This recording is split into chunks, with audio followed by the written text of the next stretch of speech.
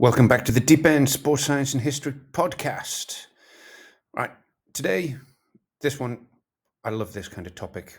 I spent years as a middling endurance athlete and trying to figure out how much and how hard you should train. This won't be the end of it, but this is currently where most pros and top-level athletes seem to sit with this idea of polarized training. It's from a guy called, the guy that came up with the term is Dr. Stephen Seiler. Really smart guy, been doing this for a long time. And the idea is that what's the optimal type of training or the distribution of the different training loads? One of the interesting things that we're going to have to get to is when you talk about lactate. Now, I've got the lactate. Well, here we go. This is the abstract of the polarized training. It's optimal for endurance athletes. And it's taken from about 20 years of different data, looking at different sports like rowing, cross-country skiing, running, cycling, swimming. And it's not something that people have particularly decided on. It's that loads of different sports have managed to just come in and sort of go, all right, so this is how much hard training we can do, and then how much easy training you can do. And then a little bit later on, I'll try and explain about some of the effects that it has on your body. But first, we have to talk about training zones. Now, so the next part, depending on is to try and figure out, you can see a 5-zone training model, 7-zone training model. Unfortunately, they're not training in the different zones. Real, unfortunately. So the next part basically is to try and figure out what most sports scientists will zones actually do. Model of lactate when you're training in the different zones, or ventilatory thresholds. They normally happen around the same amount of time. So the next part is to try and figure out your breathing rate goes up, and then it goes up again. Zones so you've got these actually little inflection points here when you're training in the different zones. Lactate turn point 1 is when you start to accumulate more lactate. So the next part it doesn't try and figure out of your system. What these lactate zones actually is when that amount of lactate when you're training in the different zones and goes up like a hockey stick. Now, so the next part is to try and figure out. I think most people have exercised in these different zones. What these zones actually do. You don't have to have done a lactate test or done the full. So the next part is to try and figure out or whatever to know what these roughly zones how actually hard you should be training. You can when you're training in the different zones. But if you have access to a lactate meter, so the next part is to try and figure out Pro. There's another one called a lactate scout. Zones actually they're useful for using in the field when you're training in the different zones, hill reps at different intensities, or doing track sessions. So the next part is to try and figure out rubbish for using with swimmers. What these zones actually do. It means that you use a lot of different zones, and it's really hard to actually take the blood from swimmers. Either normally, so the next part is to try and figure out. So I haven't had much success doing it with swimmers. Actually do. So the idea is in the different zones. You've got 3 zones. And how much or percentage of your time should you spend? So the next part is to try and figure out below lactate turn point 1. How much in zone 2 actually between the 2 and zone 3 when you're training in the different zones. And what you'll tend to find is that most beginners. So the next part regress to try and figure out and do all of your sessions in zone 2. What these zones actually do. Because when you're training in the different zones. When you first get training, and especially if you're doing something like running or cycling. So the next part, your heart rate trying to figure out suddenly spikes up quite quickly. What these it's hard to keep it down low enough, go slow enough to actually do when you're training in the different zone 1 training. Now, so the next part from my own trying to figure out stuff that I did in the lab. I always remember lactate turn point 1, which was always my Ironman training in the different zones, and was always 140, 141. So the next part is to try and figure out hit lactate turn point 1. What these zones actually do. It's when you're training in the different zones. That first lactate turn point is still pretty hard when you're out there for. So the next part is to try and figure 5 hours. And you can sit at these zones more or less all day, as long as you get enough calories. When you're training in the different zones. Lactate 10.2, on the other hand, you've got a couple of. So the next part is to try and figure out Actually, looking at this particular graph, this isn't mine, but that's pretty close to what mine was. That I would sit training in the different zones. 200 watts at lactate 10.1. That would be 140 beats per minute. So the next part is to try and figure out, and then 300 watts lactate zones 10.2 actually roughly do my when you're training in the different functional zones. threshold power. And so that's so the next part is to try and figure out, so 300 watts what roughly these zones what I could do for an actually hour. do when you're Very training hard, in the different taste zones. of blood, And so hard to digest any food at that. But once you So the next part go over that, is to try and figure out you start to accumulate a lot of lactate. what these zones Lactate actually isn't the reason do why you start to fatigue when you're training in the but different it's zones. the one thing that you can And measure at the same time when you're doing a lot of the training. So the next part, little graph here, something called PGC1 alpha, and it's actually a gene. So when in sports science, I was just around like a lot of my learning. When it comes to physiology, the genetic stuff, I'm not great with, so bear with me for this one. But PGC1 alpha, it's the master regulator of mitochondrial biogenesis. If you're not sure what biogenesis means, just means creating more mitochondria in the working muscle.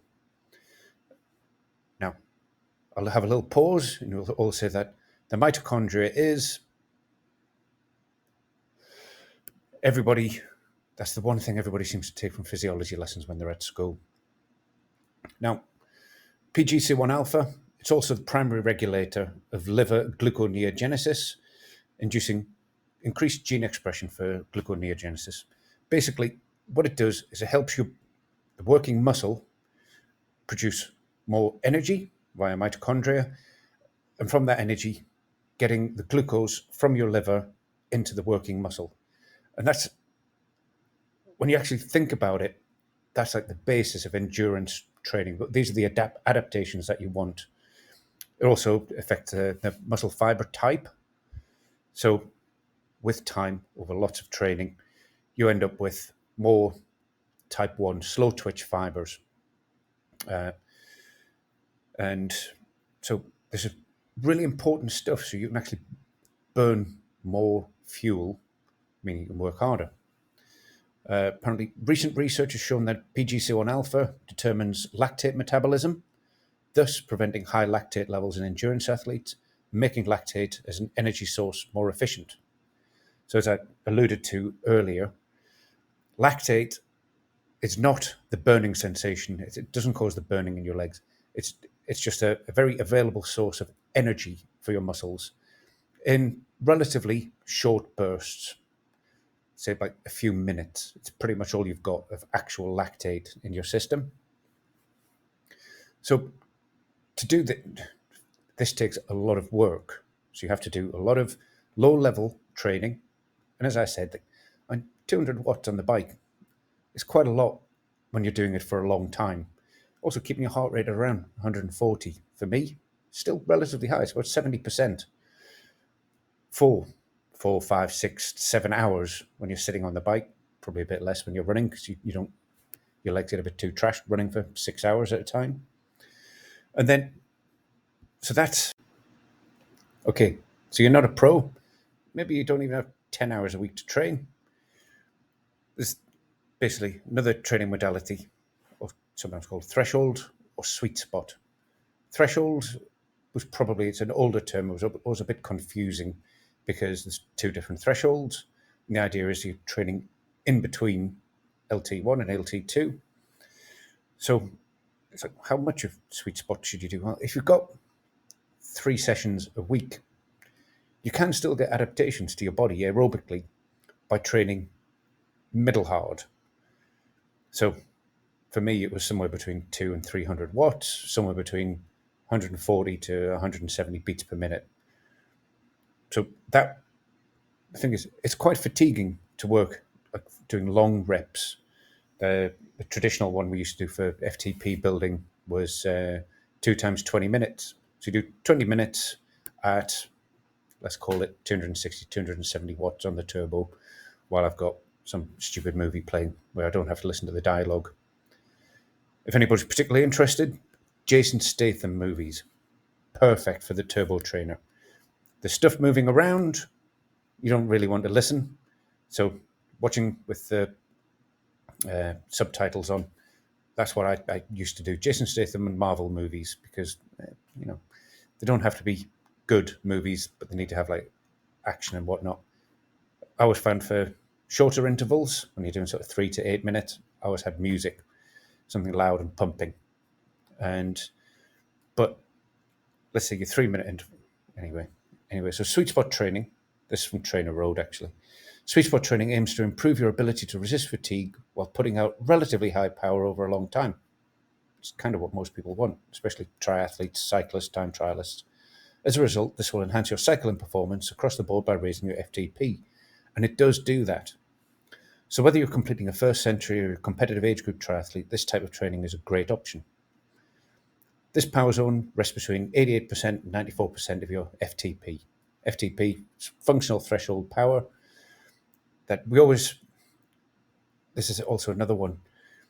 Basically, if you can go out and do a 40k 25-mile time trial, full out, your average power is your FTP. Was that an Andrew Coggan thing?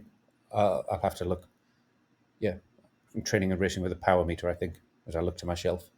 Yeah, so I think that was an Andrew Coggan thing. So that's sometimes what you call tempo or threshold, and it's hard work, and it's kind of sitting right in that middle zone.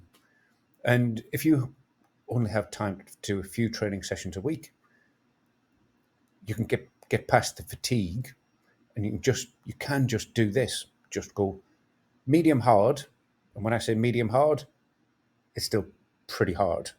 Doing 20-minute intervals on the turbo is pretty hard. It's like the equivalent of going out and doing two times 5k on the track. That it's hard, but obviously it's not super duper hard. It exhausts muscle fibers without causing too much damage. We talk about RPE, where it sounds like 7 out of 10. And it's a common misconception that this should feel easy to ride just below threshold for a long time. But it's not the case, because the target power is pretty high. Now,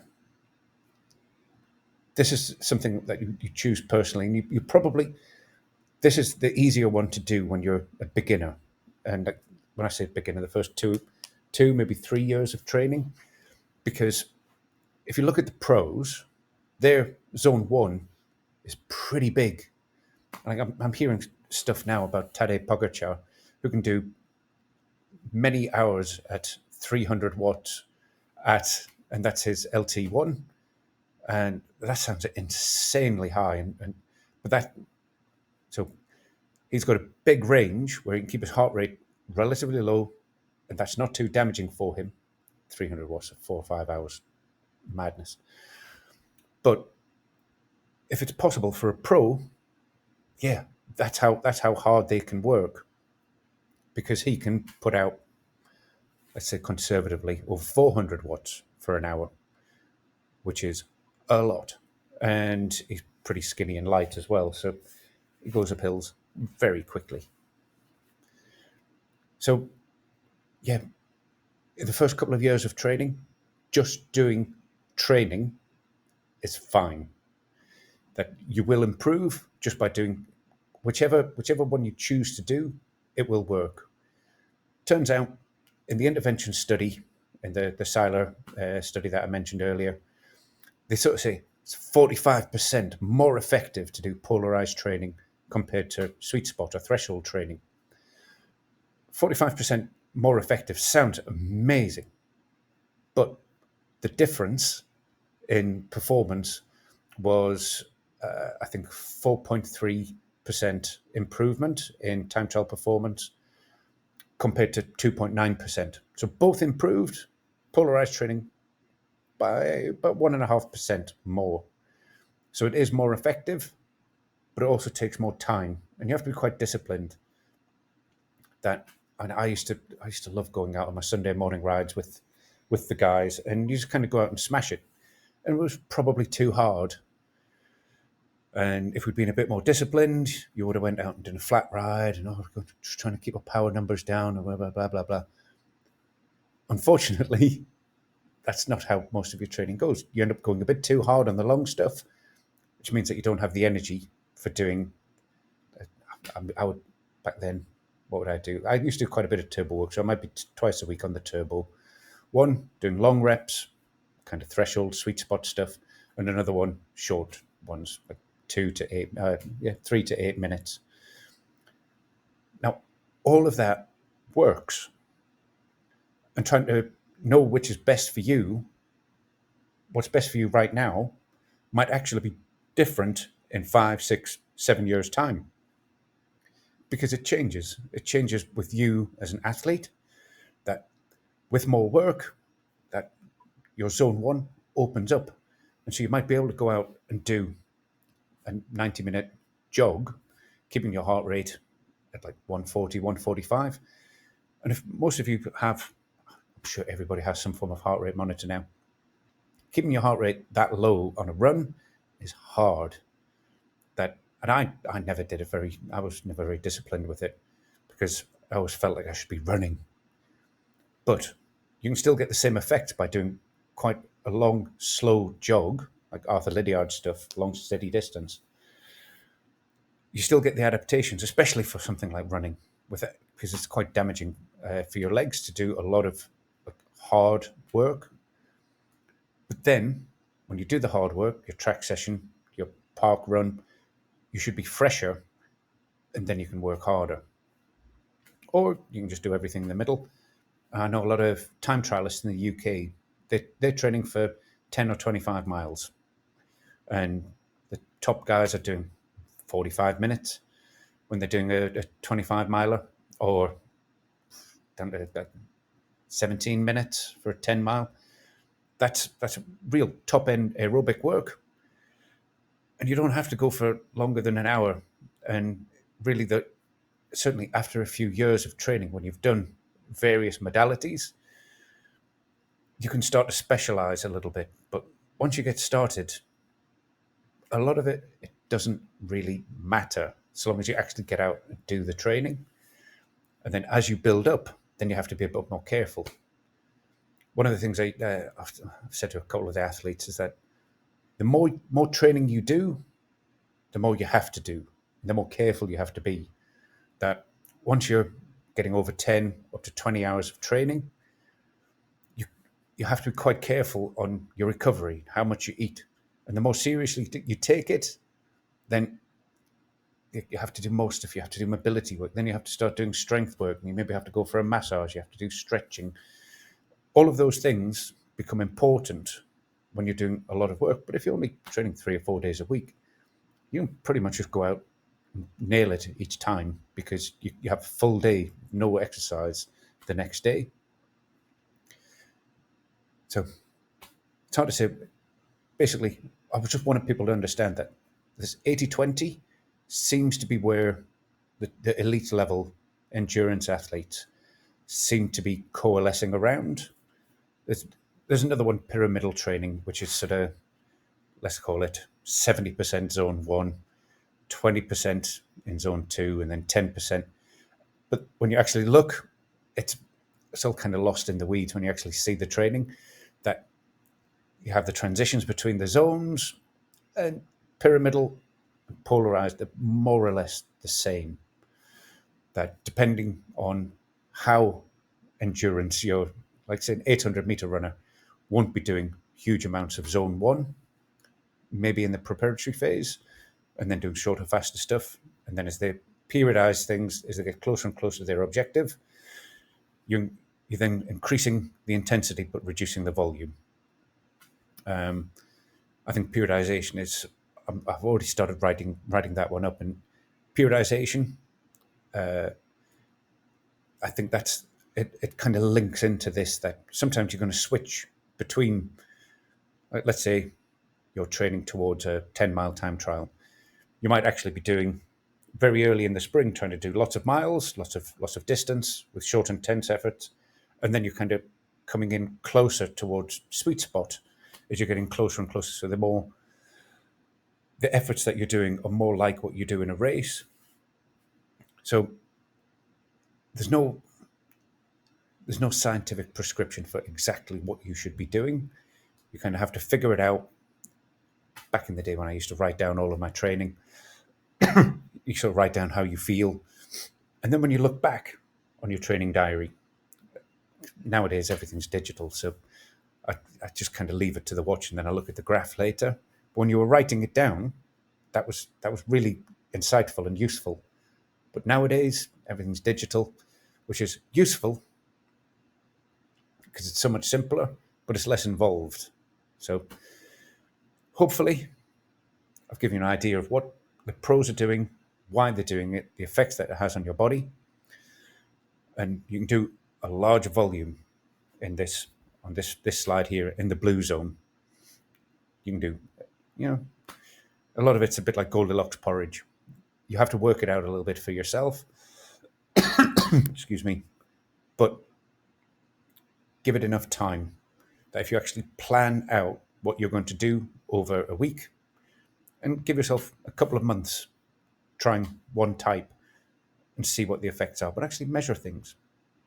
Right, that's me off. So, last thing, hopefully everybody can just remember this will be on Spotify, Apple Podcasts, and on YouTube. But also, I'm on Instagram. Now I'm going to start doing the TikToks. God, I really hate it, but apparently that's a good way of getting the message out there. So, with a bit of luck, you can see me on Reels. I'll probably be sitting in the same position talking about different sports stuff. Okay, see you next time. Bye.